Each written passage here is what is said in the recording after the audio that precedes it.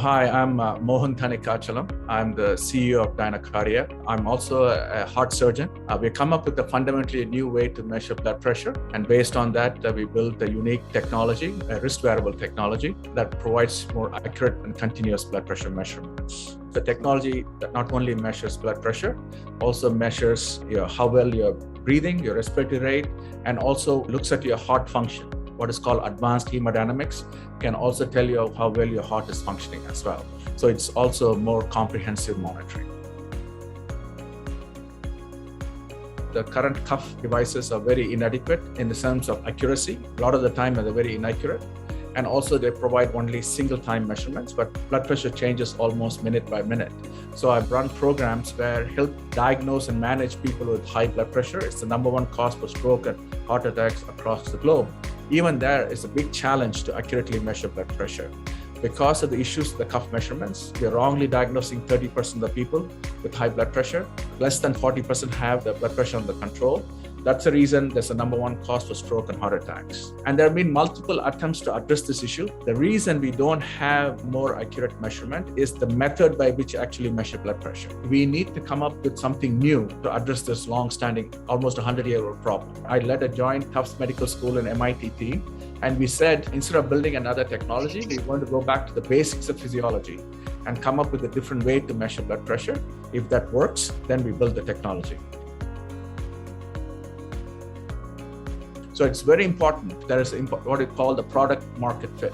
If you don't have it, doesn't matter. You could have the best technology in the world, nobody's going to use it. How do we come up with the technology that can address the 100-year-old problem? And the way we were able to solve it is we went with a clean slate. Let's forget about all the things that happened in the last 100 years.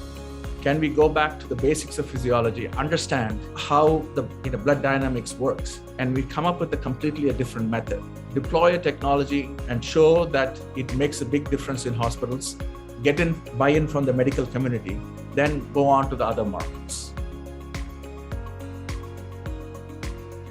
I think it's people, to hire the right kind of people, the right kind of skill sets, more so the right kind of attitude and culture. It's very important. First time, we have built a technology that can actually measure blood pressure accurately compared to the invasive arterial line, right? Actually, compared to the putting a catheter inside the vessel, so able to do it non-invasively and able to measure in spite of people moving. I think in terms of the important priorities are, first is be a team player, and the second is being very straightforward, and the third is actually what's your technical skills. So I will prioritize that way. This is the device that will be in hospitals, and this is an alternate to cuff. Instead of the nurse coming and putting it one side, you can actually put it on your wrist. If you stay in the clinic for 1 hour, it'll give you some accurate measurements. It'll be far better than your cuff measurements. And we can also send this device home with patients. Once you discharge them, a lot of people get into problem once you send them from the hospital. So you're able to remotely monitor them. The way to understand it, the word is the continuum of care. If somebody has a heart attack at home and when the ambulance goes there, they can put the device in, able to monitor them through the ambulance, through the hospital, and able to send it home back. So that's the device.